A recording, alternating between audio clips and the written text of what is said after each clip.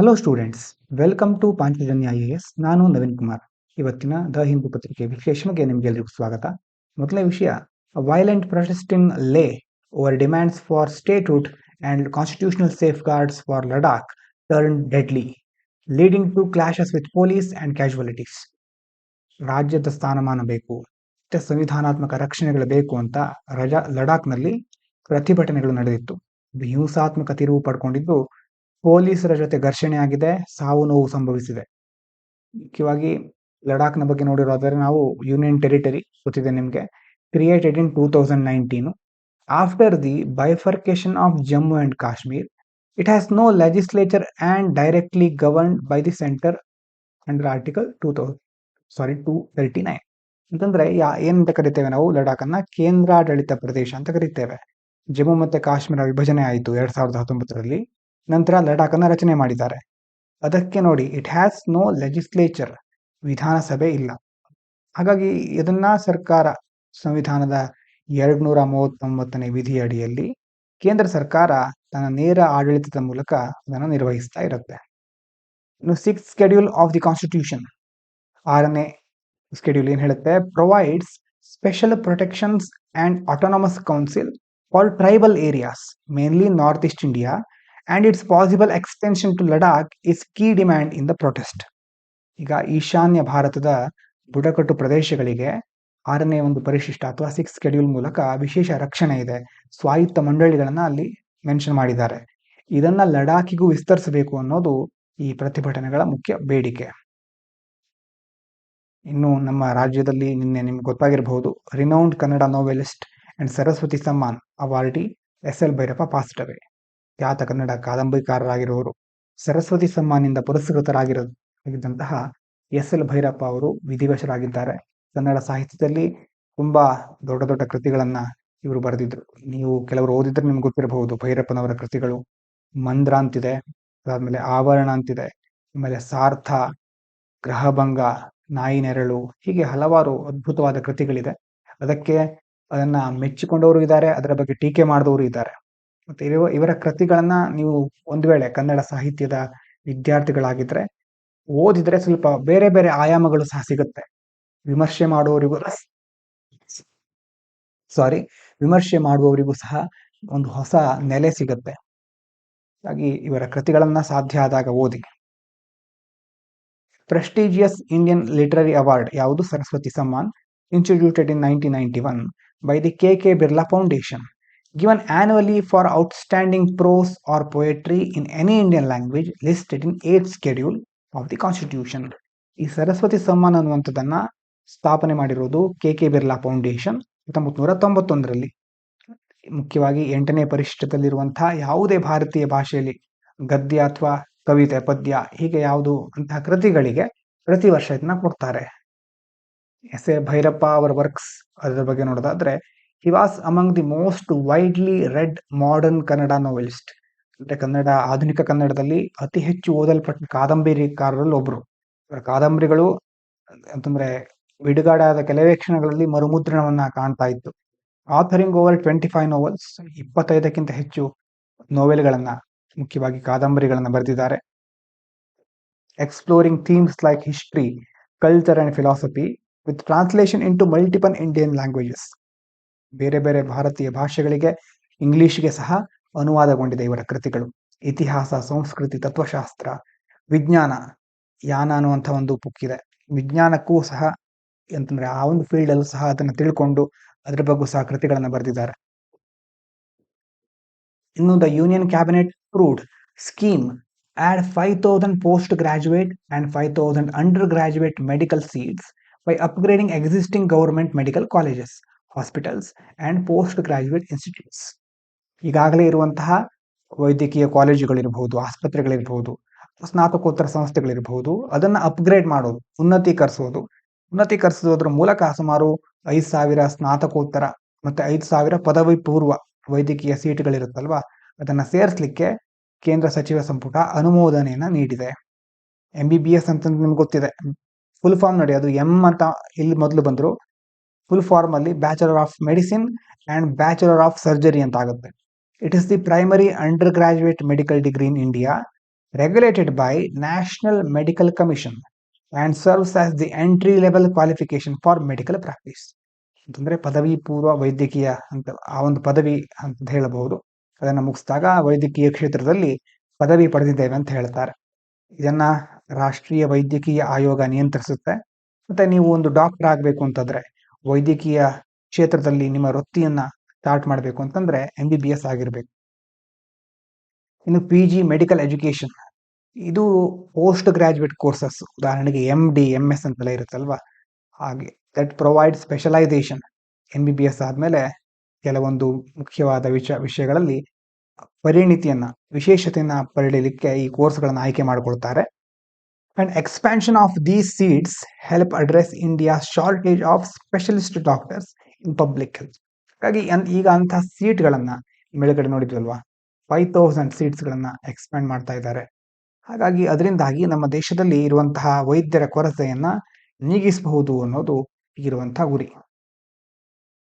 ಇನ್ನು Ukrainian president Vladimir Zelensky said India supports Ukraine in many areas despite its energy ties with Russia, highlighting India's growing role in balancing global relations. ಅಂತಂದ್ರೆ Russia ಜೊತೆಗೆ ಭಾರತ ಒಳ್ಳೆ ಸಂಬಂಧವನ್ನ ಇಟ್ಕೊಂಡಿರಬಹುದು, ಆದರೂ ಸಹ ಬೇರೆ ಬೇರೆ ಕ್ಷೇತ್ರಗಳಲ್ಲಿ ಭಾರತ ಉಕ್ರೇನ್ಗೆ ಬೆಂಬಲ ನೀಡ್ತಾ ಇದೆ ಅಂತ ಅಲ್ಲಿನ ಅಧ್ಯಕ್ಷ ಝೆಲೆನ್ಸ್ಕಿ ಹೇಳ್ತಾ ಇದ್ದಾರೆ. ಇದರ ಅರ್ಥ ನಾವು ಏನು, ಭಾರತ ರಷ್ಯಾವನ್ನು ಸಹ ಮತ್ತೆ ಉಕ್ರೇನ್ ಸಹ ಎರಡನ್ನ ಸಹ ಸರಿಯಾಗಿ ನಿಭಾಯಿಸ್ಕೊಂಡು ಹೋಗ್ತಾ ಇದೆ ಅಂತ ನಾವು ಇದರಿಂದ ತಿಳ್ಕೊಳ್ಬಹುದು. ಸಮತೋಲನ ಮಾಡ್ಕೊಂಡು ಹೋಗೋದು. ಇನ್ನು ರಷ್ಯಾ ಉಕ್ರೇನ್ ವಾರ್ 2022ರಿಂದ ಆಲ್ಮೋಸ್ಟ್ ಒಂದು ಹಂತಕ್ಕೆ ಬಂದಿರೋದು, ಇನ್ನೂ ಸಹ ಮುಗುದಿಲ್ಲ. ಆನ್ ಗೋಯಿಂಗ್ ಕಾನ್ಫ್ಲಿಕ್ಟ್ ಇದು that reshaped global geopolitics, leading to sanctions on Russia, disruption in energy trade, and realignment of partnerships among major powers including India.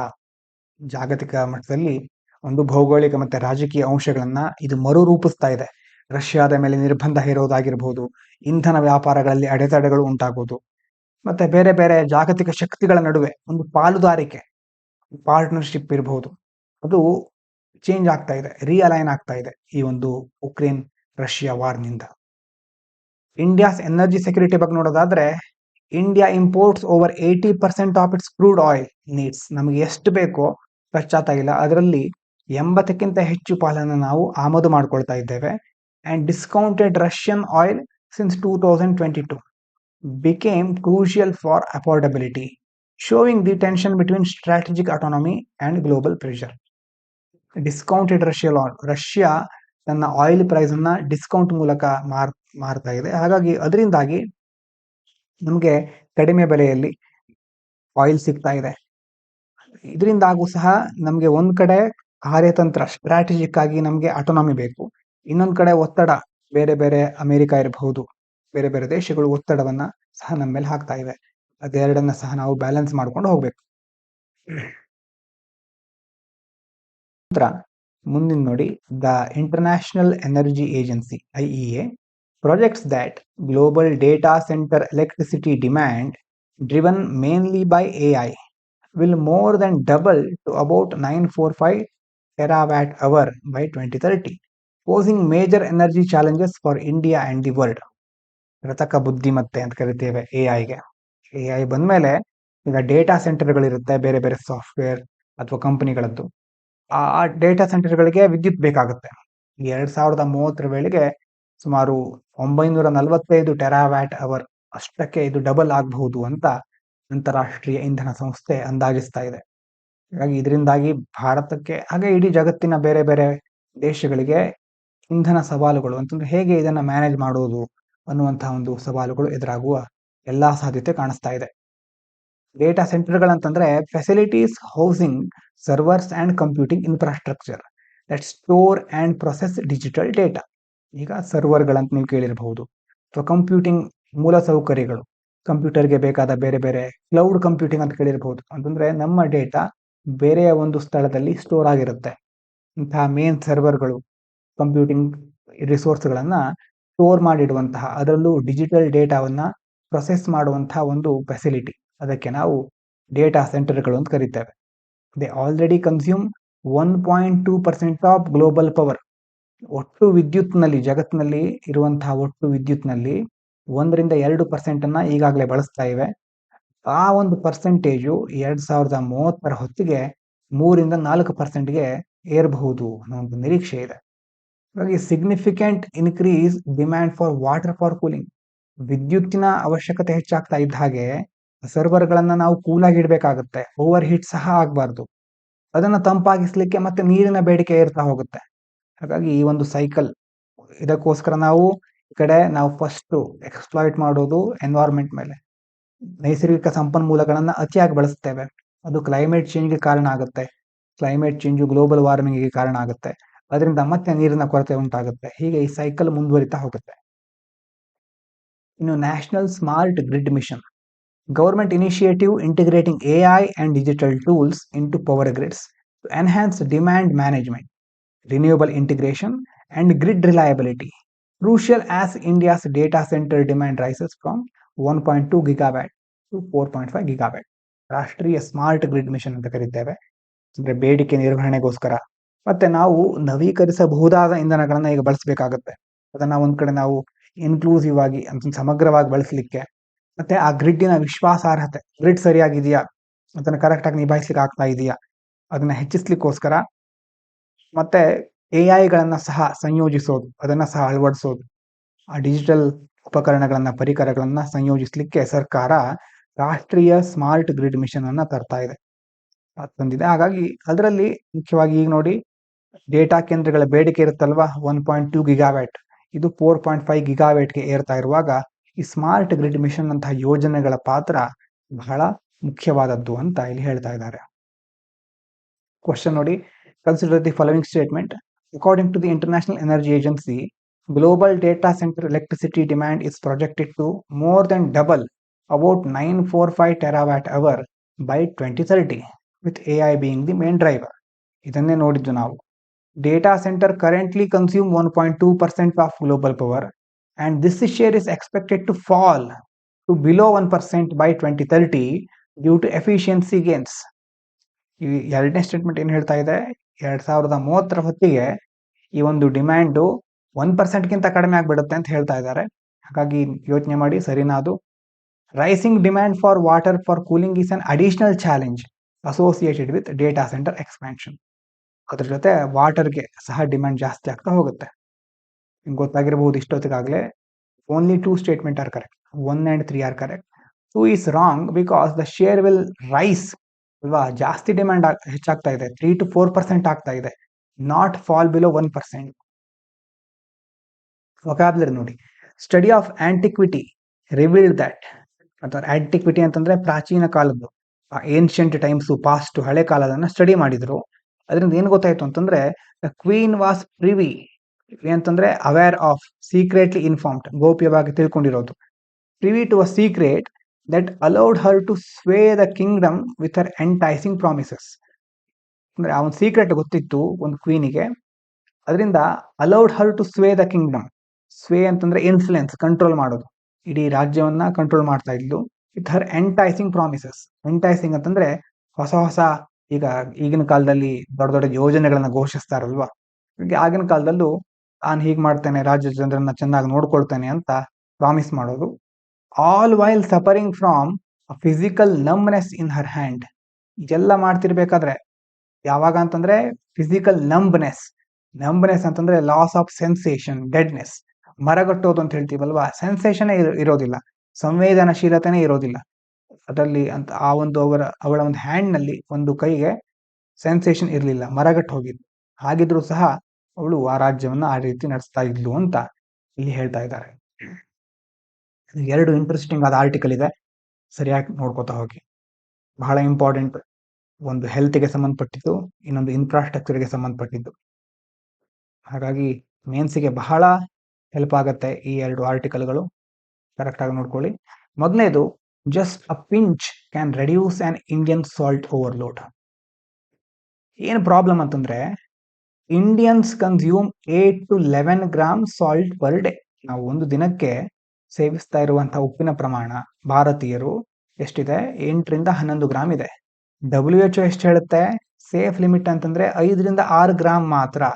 ಅಂತಂದ್ರೆ ನಾವು ಸೇಫ್ ಲಿಮಿಟ್ಗಿಂತ ಡಬಲ್ ದ್ವಿಗುಣವಾದಂತಹ ಉಪ್ಪಿನ ಪ್ರಮಾಣವನ್ನು ಸೇವಿಸ್ತಾ ಇದ್ದೇವೆ. 75% of salt intake comes from home cooked food, pickles, papad, curries. ನಮ್ಮ ಮನೆಯಲ್ಲಿ ನಾವು ಮಾಡ್ತೀವಲ್ವಾ ಬೇರೆ ಬೇರೆ ಆಹಾರ ಪದಾರ್ಥಗಳು, ಅದರಿಂದಾಗಿ 75% ಸಾಲ್ಟ್ ಇಂಟೇಕ್, ನಾವು ಸೇವಿಸುವ ಉಪ್ಪಿನಲ್ಲಿ 75 ಪ್ರಮಾಣ ಬರ್ತಾ ಇರೋದು ನಮ್ಮ ಮನೆಯ ಅಡುಗೆಯಿಂದ, ಮನೆಯ ಊಟದಿಂದ. ರೆಸ್ಟೋರೆಂಟ್ಸ್ ಅಂಡ್ ಪ್ಯಾಕೇಜ್ ಫುಡ್ಸ್, ಅದನ್ನು ಮತ್ತೆ ನಾವು ಖರೀದಿ ಮಾಡಿ ತಿನ್ಲಿಕ್ಕೆ ಸ್ಟಾರ್ಟ್ ಮಾಡಿದ್ರೆ ಅದರಿಂದ ಮತ್ತೆ ಸಾಲ್ಟ್ ಕಂಟೆಂಟ್ ಆಡ್ ಆಗುತ್ತೆ.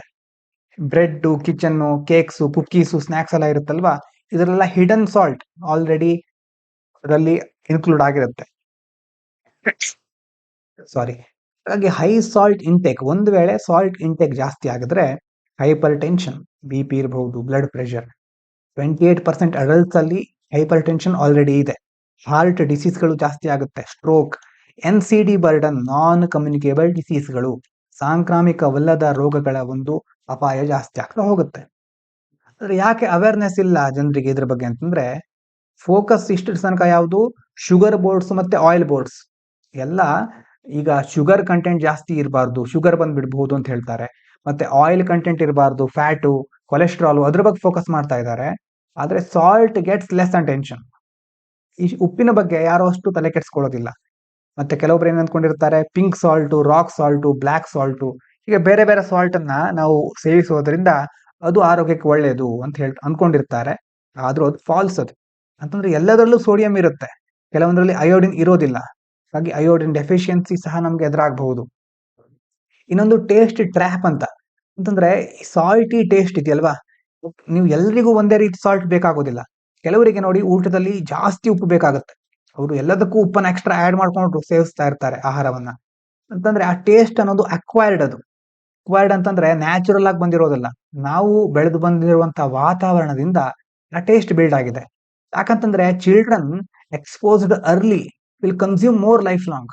ಚಿಕ್ಕವರಿದ್ದಾಗಲೇ ನಿಮ್ಗೆ ಎಲ್ಲ ಪದಾರ್ಥಗಳಲ್ಲೂ ಜಾಸ್ತಿ ಸಾಲ್ಟ್ ಇರ್ತಾ ಇತ್ತು ಅಂತಂದ್ರೆ ನಿಮ್ಗೆ ಆಮೇಲೆ ಆ ಸಾಲ್ಟಿನ ಒಂದು ಕಂಟೆಂಟ್ ದೇಹಕ್ಕೆ ಒಗ್ಕೊಂಡು ಬಿರುತ್ತೆ. ದೇಹಕ್ಕೆ ಒಗ್ಕೊಂಡಿರುವಾಗ ಪ್ರತಿ ಪದಾರ್ಥದಲ್ಲೂ ನೀವು ಜಾಸ್ತಿ ಸಾಲ್ಟ್ ಅನ್ನ ಬಯಸ್ತಾ ಇರ್ತೀರಿ. ಇವಾಗ ಅದು ಅಕ್ವೈರ್ಡ್ ಆಗಿರೋದು. ಯಾಕೆ ಅರ್ಜೆಂಟ್ ಇದೆ ಇದ್ರ ಬಗ್ಗೆ ನಾವು ಕ್ರಮ ಕೈಗೊಳ್ಬೇಕಾಗಿರೋದು ಅಂತಂದ್ರೆ, WHO ಹೇಳೋದು ಸಾಲ್ಟ್ ರಿಡಕ್ಷನ್. ಅಂತಂದ್ರೆ ಸಾಲ್ಟ್ ರಿಡಕ್ಷನ್ ಮಾಡೋದು ಒಂದು ಬೆಸ್ಟ್ ಬೈ ಇಂಟರ್ವೆನ್ಷನ್ ಅಂತ. ಉದಾಹರಣೆಗೆ ಈಗ ನಾವು ಸಾಲ್ಟ್ ರಿಡಕ್ಷನ್ ಮಾಡೋದಕ್ಕೆ ಏನಾದ್ರೂ $1 ಇನ್ವೆಸ್ಟ್ ಮಾಡಿದ್ರೆ ಮುಂದೆ $12 ಹೆಲ್ತ್ ಬೆನಿಫಿಟ್ಸ್ ಇರುತ್ತೆ. ಇದರ ಅರ್ಥ ಏನಂತಂದ್ರೆ, ಈಗ ಸಾಲ್ಟ್ ಕಡಿಮೆ ಸೇವಿಸಿದಷ್ಟು ಮುಂದೆ ನಾವು ದೇಹಕ್ಕೆ ಬರುವಂತಹ ಬೇರೆ ಬೇರೆ ರೋಗಗಳನ್ನ ಕಡಿಮೆ ಮಾಡಬಹುದು. ಇನ್ನು ಬೇಬೀಸ್ ಅಂತಂದ್ರೆ 1 ವರ್ಷಕ್ಕಿಂತ ಕಡಿಮೆ ವಯಸ್ಸು, ಹಾಗಾಗಿ ಅವರಿಗೆ should get no added salt, ಅವರಿಗೆ ಯಾವುದೇ ಆಡೆಡ್ ಸಾಲ್ಟ್ ಗಳನ್ನ ಕೊಡ್ಲೇಬಾರ್ದು. ಇನ್ನು ಟಾಡ್ಲರ್ಸ್ ಅಂತ ಕರಿತೇವೆ, ಟಾಡ್ಲರ್ಸ್ ಅಂತಂದ್ರೆ 1 ರಿಂದ 5 ವರ್ಷದ ಒಳಗಿನವರು, ಇವರಿಗೆ ಸ್ವಲ್ಪ ಸಾಲ್ಟ್ ಕೊಡ್ಬೇಕಷ್ಟೇ. ಹಾಗಾಗಿ salt is a silent driver of NCD, ಈ ನಾನ್ ಕಮ್ಯುನಿಕೇಬಲ್ ಡಿಸೀಸ್ ಗಳಿಗೆ ಮುಖ್ಯವಾಗಿ ಸಾಲ್ಟ್ ಕಾರಣ ಆಗಿರುತ್ತೆ ಶುಗರ್ ಜೊತೆ. Need same attention as sugar and oil. ಹಾಗೆ ಈ ಕಡೆ ಶುಗರ್ಗೆ ಮತ್ತೆ ಎಣ್ಣೆ ಪದಾರ್ಥಗಳಿಗೆ, ಆಯಿಲ್ಗೆ ನಾವು ಯಾವ ರೀತಿ ನಾವು ಗಮನ ಕೊಡ್ತೇವೋ ಉಪ್ಪಿಗೂ ಸಹ ಅಷ್ಟೇ ಮುಖ್ಯವಾಗಿ ಗಮನವನ್ನು ಕೊಡಬೇಕು ಅಂತ ಇಲ್ಲಿ ಹೇಳ್ತಾ ಇದ್ದಾರೆ. ಮಲ್ಟಿ ಪ್ರಾಂಗ್ ಸೊಲ್ಯೂಷನ್ ಅಂದ್ರೆ ಏನು, HFSS ಅಂತಂದ್ರೆ ಹೈ ಫ್ಯಾಟ್ ಸಾಲ್ಟ್ ಶುಗರ್. ನಾವು ಜಸ್ಟ್ ಶುಗರ್ ಆಯಿಲ್ ಮೇಲೆ ಮಾತ್ರ ಫೋಕಸ್ ಮಾಡಿದ್ರೆ ಫ್ಯಾಟ್, ಸಾಲ್ಟ್, ಶುಗರ್ ಎಲ್ಲವನ್ನ ಸಹ ಕನ್ಸಿಡರ್ ಮಾಡಬೇಕು. ಅದರಲ್ಲೂ ಬಿಹೇವಿಯರಲ್ ಚೇಂಜ್, ಊಟ ಮಾಡಬೇಕಾದ್ರೆ ಅಥವಾ ಅಡಿಗೆ ಮಾಡಬೇಕಾದ್ರೆ ಉಪ್ಪನ್ನ ಕಡಿಮೆ ಬಳಸೋದು, ಹರ್ಬ್ಸ್, ಸ್ಪೈಸ್ ಗಳನ್ನ ಬಳಸಬೇಕಾಗುತ್ತೆ. ಮತ್ತೆ ಲೋ ಸೋಡಿಯಂ ಸಬ್ಸ್ಟಿಟ್ಯೂಟ್ ಗಳನ್ನ ರಿಪ್ಲೇಸ್ ಅದನ್ನ ಬಳಸೋದ್ರ ಮೂಲಕ ನಾವು ಸಾಲ್ಟ್ ಕಂಟೆಂಟ್ ಅನ್ನ ಕಡಿಮೆ ಮಾಡಬಹುದು. ಮೆಡಿಕಲ್ ಅಡ್ವೈಸ್ ತೆಗೆದುಕೊಳ್ಬೇಕಾಗತ್ತೆ. ಇವತ್ತೇ ನಾವು ಸಾಲ್ಟ್ ಇಂದ ಇಷ್ಟೊಂದು ಅಪಾಯ ಇದೆ ಅಂತ ಏನು ಉಪ್ಪೇ ಇಲ್ಲದೆ ಊಟ ಮಾಡ್ಲಿಕ್ಕೆ ಸ್ಟಾರ್ಟ್ ಮಾಡಿದ್ರೆ ಮುಂದೆ ಅಯೋಡಿನ್ ಡೆಫಿಷಿಯನ್ಸಿ ಬರಬಹುದು. ಹಾಗಾಗಿ ನಮ್ಮ ದೇಹವನ್ನ ನಾವು ಯಾವ ರೀತಿ ನಡೆಸ್ಕೊಳ್ತೇವೆ ಅನ್ನೋದಕ್ಕೆ ಡಾಕ್ಟರ್ ಅಡ್ವೈಸ್ ಸಹ ಇಂಪಾರ್ಟೆಂಟ್, ಅದನ್ನ ಸರಿಯಾಗಿ ಕನ್ಸಿಡರ್ ಮಾಡಬೇಕು. ಚಿಲ್ಡ್ರನ್ ಫಸ್ಟ್, ಮುಖ್ಯವಾಗಿ ಬೇಬೀಸ್ಗಳಿಗೆ, ಟಾಡ್ಲರ್ಸು, ಸ್ಕೂಲ್ ಕಿಡ್ಸ್ಗಳಿಗೆಲ್ಲ ಅವರು ಮಾಡುವಂತ ಊಟದಲ್ಲಿ ಉಪ್ಪಿನ ಪ್ರಮಾಣವನ್ನ ಎಷ್ಟು ಬೇಕೋ ಅಷ್ಟೇ, ಜಾಸ್ತಿ ಹಾಕಬಾರ್ದು. ಸಾರಿ. ಇನ್ನು ಗೌರ್ಮೆಂಟ್ ಮೀಲ್ಸ್ ಗಳಿರುತ್ತೆ, ಸರ್ಕಾರ ಮಿಡ್ ಡೇ ಮೀಲ್ ಸ್ಕೀಮ್ ಗಳಿರುತ್ತೆ, ಅಂಗನವಾಡಿ, ಹಾಸ್ಪಿಟಲ್ ಫುಡ್, ಇದು ಎಲ್ಲದರಲ್ಲೂ ಸಾಲ್ಟ್ ಲೆವೆಲ್ ಅನ್ನ ನಿಯಂತ್ರಿಸಬೇಕು. ಕುಕ್ಸ್ ಗಳಿಗೆ ಟ್ರೈನಿಂಗ್ ಕೊಡೋದು, ಸಾಲ್ಟ್ ಸ್ಟ್ಯಾಂಡರ್ಡ್ ಅನ್ನ ಸೆಟ್ ಮಾಡೋದು, ಇದು ಸಹ ಒಂದು ಒಳ್ಳೆ ವಿಧಾನ. ಫುಡ್ ಲೇಬಲಿಂಗ್ ಅಂದ್ರೆ ಫ್ರಂಟ್ ಆಫ್ ಪ್ಯಾಕ್. ಈಗ ಚಿಲಿ, ಲ್ಯಾಟಿನ್ ಅಮೆರಿಕಾದಲ್ಲೆಲ್ಲ ನಾವೊಂದು ಪ್ಯಾಕೆಟ್ ಯಾವ್ದೋ ಒಂದು ಲೇಸ್ ಅಂತ ಇರುತ್ತೆ, ಅಥವಾ ಯಾವ್ದೋ ಬಿಂಗೋ ಅಂತ ನೀವು ನೋಡಿರ್ತೀರಿ. ಅಂದ್ರೆ ಮುಂದ್ಗಡೆ ಎಲ್ಲ ಚೆನ್ನಾಗಿ ಬಣ್ಣ ಬಣ್ಣದ ಏನೇನೋ ಹಾಕಿರ್ತಾರೆ, ಹಿಂದ್ಗಡೆ ಚಿಕ್ಕದಾಗಿ ಒಂದು ಇಂಗ್ರೀಡಿಯೆಂಟ್ಸ್ ಒಂದು ನಮ್ ಕಣ್ಣಿಗೆ ಕಾಣಿಸೋದೇ ಇಲ್ಲ ಅದು. ಆ ರೀತಿ ಬೇರೆ ಬೇರೆ ತನ ಆಡ್ ಮಾಡಿರ್ತಾರೆ. ಅದ್ರ ಬದಲು ಫ್ರಂಟ್ ಆಫ್ ಪ್ಯಾಕ್ ವಾರ್ನಿಂಗ್, ಇದರಲ್ಲಿ ಯಾವ ಕಂಟೆಂಟ್ ಇದೆ, ಯಾರಿಗೆ ಇದು ಒಳ್ಳೇದಲ್ಲ ಅನ್ನೋದನ್ನ ವಾರ್ನಿಂಗ್ ಅನ್ನ ಫ್ರಂಟ್ ಅಲ್ಲೇ ಹಾಕಿರ್ಬೇಕು. ಇನ್ನು ಸಾಲ್ಟ್ ಸೀಲಿಂಗ್ಸ್ ಇನ್ ಪ್ರೊಸೆಸ್ಡ್ ಫುಡ್ಸ್. ಪ್ರೊಸೆಸ್ಡ್ ಫುಡ್ಸ್ಗಳು, ಸಂಸ್ಕರಿಸಿದ ಆಹಾರಗಳಲ್ಲಿ ಎಷ್ಟು ಪ್ರಮಾಣದ ಸಾಲ್ಟ್ ಇರಬೇಕು, ಸೀಲಿಂಗ್ ಅಂತ ಕರೀತಾರೆ. ಸೀಲಿಂಗ್ ಅಂತಂದ್ರೆ ಇದಕ್ಕಿಂತ ಜಾಸ್ತಿ ಇರಬಾರ್ದು, ಒಂದು ಮ್ಯಾಕ್ಸಿಮಮ್ ಲೆವೆಲ್ ಅನ್ನ ಸೆಟ್ ಮಾಡೋದು. ಮತ್ತೆ ಜಂಕ್ ಫುಡ್ ಆಡ್ಸ್ ಗಳನ್ನ ಚಿಲ್ಡ್ರನ್ಗಳಿಗೆ ಸಂಬಂಧಪಟ್ಟ ಹಾಗೆ ಅದನ್ನ ರೆಸ್ಟ್ರಿಕ್ಟ್ ಮಾಡೋದು. ಅವರು ಕಿಡ್ಸ್ಗಳು ಜಂಕ್ ಫುಡ್ಸ್ ಅನ್ನ ಸೇವಿಸದೇ ಇರೋ ರೀತಿ ನೋಡ್ಕೊಳ್ಬೇಕಾಗತ್ತೆ. ಇನ್ನು ಕಮ್ಯುನಿಟಿ ಸ್ಟೆಪ್ಸ್ ಅಂತಂದ್ರೆ restaurants remove salt shakes from tables ಅಲ್ವಾ. ಮುಖ್ಯವಾಗಿ ರೆಸ್ಟೋರೆಂಟ್ಗಳಲ್ಲಿ ಟೇಬಲ್ಗಳಿಂದ ಮುಖ್ಯವಾಗಿ ಸಾಲ್ಟ್ ಶೇಕರ್ಸ್ಗಳಂತ ಇರುತ್ತೆ, ಅದನ್ನ ರಿಮೂವ್ ಮಾಡಬೇಕಾಗುತ್ತೆ. ಅದ್ರ ಜೊತೆ ಫ್ಯಾಮಿಲಿ ಕಿಚನ್ ಸ್ಟಾಕ್ ಎಷ್ಟಿದೆ ಅದನ್ನ ಆಡಿಟ್ ಮಾಡ್ತಾ ಇರಬೇಕು ವೀಕ್ಲಿ, ಯಾವ ರೀತಿ ಸಾಲ್ಟ್ ಉಪಯೋಗಿಸ್ತಾ ಇದ್ದೇವೆ ಅನ್ನೋದನ್ನ. ಪಾಲಿಸಿ ಇಂಟಿಗ್ರೇಷನ್ ಸರ್ಕಾರ ಮಾಡಬೇಕಾಗಿರೋದು. ಅದರಲ್ಲಿ national multi sectoral action plan 2017-22 ಒಂದು ಅವಧಿಯಲ್ಲಿ ಸಾಲ್ಟ್ ರಿಡಕ್ಷನ್ ಬಗ್ಗೆ ಕೆಲವೊಂದು ಪ್ರೊವಿಷನ್ಗಳನ್ನು ಇನ್ಕ್ಲೂಡ್ ಮಾಡಿದ್ದಾರೆ. ಇನ್ನು ಫ್ಯೂಚರ್ NCD ಪ್ಲಾನ್, ಅದರಲ್ಲಿ ಸಹ ಕ್ರಾಸ್ ಮಿನಿಸ್ಟರಿಯಲ್ ಆಕ್ಷನ್ ತಗೋಬೇಕು. ಅಂದ್ರೆ ಇಲ್ಲಿ ಹೆಲ್ತ್ ಇರಬಹುದು, ಅದ್ರ ಜೊತೆ ವಿಮೆನ್ ವೆಲ್ಫೇರ್, ಹೀಗೆ ಮಕ್ಕಳ ಕಲ್ಯಾಣ, ಎಲ್ಲಾ ಬೇರೆ ಬೇರೆ ಮಲ್ಟಿ ಮಿನಿಸ್ಟರಿಯಲ್ಗಳು ಇದರ ಜೊತೆ ಕೈ ಜೋಡಿಸಬೇಕಾಗುತ್ತೆ. ರೆಗ್ಯುಲೇಟರಿ ಮೆಷರ್ಗಳು, ನಿಯಂತ್ರಕ ಕ್ರಮಗಳು, ಕಮ್ಯುನಿಟಿ ಇಂಟರ್ವೆನ್ಷನ್ಗಳು, ಅಂದ್ರೆ ಜನ ಸಮುದಾಯ ಒಗ್ಗೂಡಿಕೊಂಡು ಅವರ ಒಂದು ಸಹಾಯ ಸಹಕಾರವನ್ನು ಪಡ್ಕೊಂಡು ಇಂತಹ ಕ್ರಮಗಳನ್ನ ಸಮರ್ಥವಾಗಿ ನಾವು ಜಾರಿಗೊಳಿಸಲಿಕ್ಕೆ ಸಾಧ್ಯ. India salt consumption is nearly double WHO norms, ಇದು ನೋಡಿದ್ದು ನಾವು.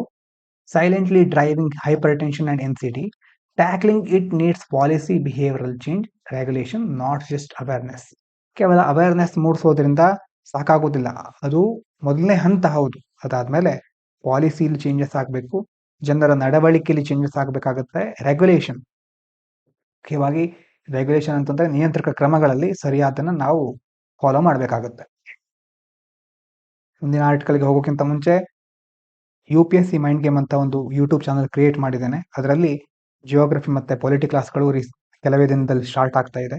ಆಸಕ್ತಿ ಇರುವ ವಿದ್ಯಾರ್ಥಿಗಳು ನೋಡಬಹುದು, ನಿಮಗೆ ಸರಿ ಆಗುತ್ತೆ ಅಂತಂದ್ರೆ ಕಂಟಿನ್ಯೂ ಮಾಡಬಹುದು. ಬೇರೆ ಬೇರೆ ಸಬ್ಜೆಕ್ಟ್ಗಳ ಬಗ್ಗೆ ಅಲ್ಲಿ ಇನ್ಫಾರ್ಮೇಶನ್ ಕೊಡ್ತಾ ಇರ್ತೇನೆ, ಅದನ್ನ ಸಹ ನೀವು ನೋಡ್ತಾ ಹೋಗ್ಬಹುದು. ಕನ್ನಡದಲ್ಲಿ, ಇಂಗ್ಲಿಷ್ನಲ್ಲಿ ನನಗೆ ತಿಳಿದಿದ್ದನ್ನು ನಾನು ಹೇಳ್ತೇನೆ, ಅದೇನು ಟೀಚಿಂಗ್ ಅಂತಲ್ಲ, ಆದರೆ ನಾನೇನೇನು ಕಲ್ತಿದ್ದೀನೋ ಅದ್ರ ಬಗ್ಗೆ ನಾನು ಅಲ್ಲಿ ಹೇಳಲಿಕ್ಕೆ ಒಂದು ಪ್ರಯತ್ನವನ್ನ ಮಾಡ್ತೇನೆ.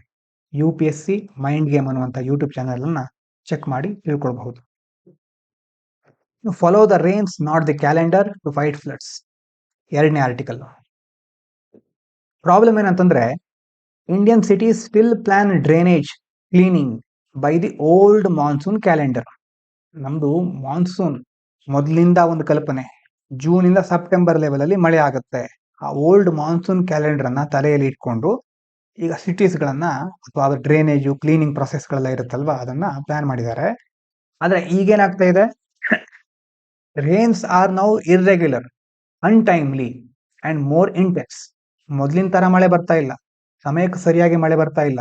ಅನ್ಟೈಮ್ಲಿ, ಇರ್ರೆಗ್ಯುಲರ್ ಅಂತಂದ್ರೆ ಅದಕ್ಕೆ ಒಂದು ವೇಳೆ ಅಂತಿಲ್ಲ, ರೆಗ್ಯುಲರ್ ಆಗಿ ಬರೋದಿಲ್ಲ ಮಳೆ ಬಂದ್ಮೇಲೆ. ಮತ್ತೆ ಬಂದಾಗ ತುಂಬಾ ಇಂಟೆನ್ಸ್ ಆಗಿರುತ್ತೆ, ತೀವ್ರತೆ ಅಥವಾ ಧಾರಾಕಾರವಾಗಿ ಸುರಿಯುತ್ತೆ. ಉದಾಹರಣೆಗೆ ಹೆವಿ ರೇನ್ಸ್ ಇನ್ ಮೇ ಮುಂಬೈ, ದೆಹಲಿಯಲ್ಲಿ. ಇನ್ನು ಸೆಪ್ಟೆಂಬರ್ ಅಲ್ಲಿ ಫ್ಲಡ್ ಆಗೋದು ಪಂಜಾಬ್, ಡೆಲ್ಲಿ, ಹಿಮಾಚಲ್, ಉತ್ತರಾಖಂಡದಲ್ಲಿ. ಅದು ಏನಾಗುತ್ತೆ, ಅದರಿಂದ ರೋಡ್ಸ್ ಫ್ಲಡ್ ಆಗೋದು. ಬೆಂಗಳೂರಿನಲ್ಲಿ, ಚೆನ್ನೈ ಎಲ್ಲ ನೀವು ಕೇಳಿರಬಹುದು. ಮಳೆ ಬಂತು ಅಂತಂದ್ರೆ ಅರ್ಬನ್ ಫ್ಲಡ್ ಸ್ಟಾರ್ಟ್ ಆಗೇ ಬಿಡುತ್ತೆ. ಹೋಮ್ಸ್ ವಾಟರ್ ಲಾಗ್ಡ್, ಎಲ್ಲ ಕಡೆ ನೀರು ತುಂಬಿಕೊಳ್ಳುತ್ತೆ. ಹ್ಯೂಜ್ ಎಕನಾಮಿಕ್ ಲಾಸ್ ಅಲ್ವಾ.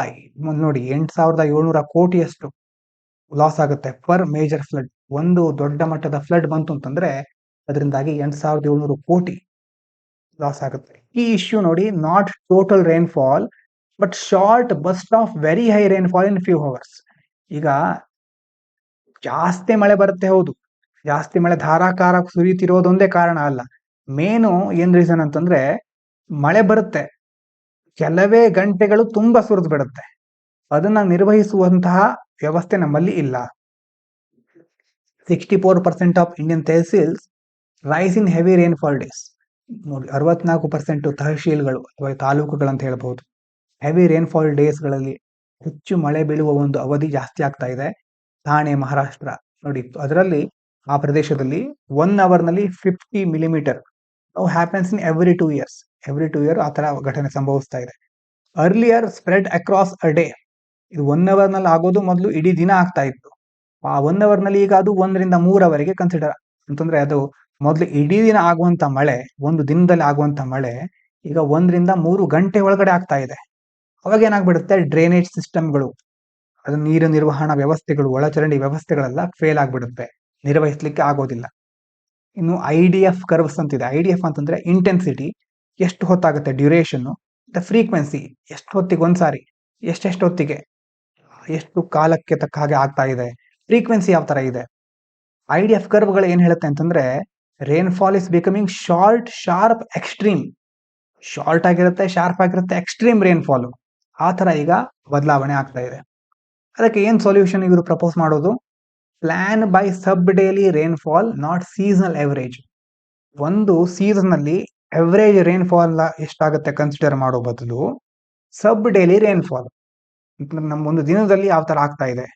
Municipalities must design drains for hourly extremes, not just 120 day total. 120 ದಿನ ಮಳೆ ಇರುತ್ತೆ, ಅದನ್ನ ಗಮನದಲ್ಲಿಟ್ಕೊಂಡು ಡ್ರೈನ್ ಗಳನ್ನ ಡಿಸೈನ್ ಮಾಡೋದಲ್ಲ. ಅದ್ರ ಬದಲು 1 ಗಂಟೆಯಲ್ಲಿ ಇಷ್ಟು ದೊಡ್ಡ ಮಳೆ ಬಂದ್ರೆ ಅದಕ್ಕೆ ಹೇಗೆ ನಾವು ಸಿದ್ಧರಾಗಿರೋದು, ಅದನ್ನ ಮುನ್ಸಿಪಾಲಿಟಿಗಳು ಗಮನದಲ್ಲಿ ಇಟ್ಕೋಬೇಕು. ಇನ್ನು ಎಕ್ಸಾಂಪಲ್ ನೋಡಿ, BMC Mumbai widening drains for 120 millimetre hour capacity. ಮುಂಬೈಲೆಲ್ಲ ಡ್ರೈನ್ಸ್ ಗಳನ್ನ ಈಗ ವೈಡ್ ಮಾಡ್ತಾ ಇದ್ದಾರೆ, ಅಗಲಗೊಳಿಸ್ತಾ ಇದ್ದಾರೆ. Real time rainfall alerts should guide operation plus citizen warning. Rainfall alert ಹೇಗಿರಬೇಕು ಅಂತಂದ್ರೆ ಆಪರೇಷನ್ಗಳಿಗೆ, ಈ ಬೇರೆ ಬೇರೆ ಕಾರ್ಯಾಚರಣೆಗಳಿಗೆ, ಅದ್ರ ಜೊತೆ ಸಿಟಿಸನ್ ವಾರ್ನಿಂಗ್, ಅವರಿಗೆ ಮುಖ್ಯವಾಗಿ ಮುನ್ಸೂಚನೆಗಳನ್ನು ಕೊಡ್ಲಿಕ್ಕೆ ಸಹ ಅದು ಹೆಲ್ಪ್ ಆಗಬೇಕು. ಇನ್ನು coordinate drainage plus waste management ಅಲ್ವಾ. ದೊಡ್ಡ ಫ್ಲಡ್ಡಿಂಗ್ ಆಗ್ಲಿಕ್ಕೆ ದೊಡ್ಡ ಕಾರಣ ಏನು ಅಂತಂದ್ರೆ ಗಾರ್ಬೇಜ್ಗಳು ಡ್ರೈನೇಜ್ ಗಳನ್ನ ಬ್ಲಾಕ್ ಮಾಡಿಬಿಡುತ್ತೆ. Drainage and waste collection work on different schedule. ಇನ್ನೊಂದು ಪ್ರಾಬ್ಲಮ್ ಏನು, ಡ್ರೈನೇಜ್ ಒಂದಿನ ಸರಿ ಆಗ್ತಾ ಇದ್ರೆ ವೇಸ್ಟ್ ಕಲೆಕ್ಷನ್ ಇನ್ನೊಂದಿನ ಯಾವಾಗ್ಲೂ ಇರುತ್ತೆ. ಅದೆರಡರ ನಡುವೆ ಕೋಆರ್ಡಿನೇಷನ್ ಇಲ್ಲ, ಸಹಕಾರ ಇಲ್ಲ. ಸೊಲ್ಯೂಷನ್ ಅನ್ನೋದಕ್ಕೆ ಜಾಯಿಂಟ್ ಆಕ್ಷನ್ ಟೀಮ್ ಗಳನ್ನ ರೆಡಿ ಮಾಡೋದು. Rainfall alerts should trigger simultaneous waste clearance, drain checks. Rainfall ಅಲರ್ಟ್ಗಳು ಮುಖ್ಯವಾಗಿ ಸೈಮಲ್ಟೇನಿಯಸ್ ಆಗಿ ಏಕಕಾಲದಲ್ಲಿ ವೇಸ್ಟ್ ಕ್ಲಿಯರೆನ್ಸ್ ಮತ್ತೆ ಡ್ರೈನೇಜ್ ಚೆಕಿಂಗ್ ಎರಡನ್ನು ಸಹ ಮಾಡ್ತಾ ಹೋಗ್ಬೇಕು. ವಿಜಯವಾಡದಲ್ಲಿ ನೋಡಿ ಮಾನ್ಸೂನ್ ರೆಸ್ಪಾನ್ಸ್ ಟೀಮ್ಸ್ ಅಂತಿದೆ, ಇದರಿಂದಾಗಿ ವಾಟರ್ ಲಾಗಿಂಗು ಕಡಿಮೆ ಆಗಿದೆ.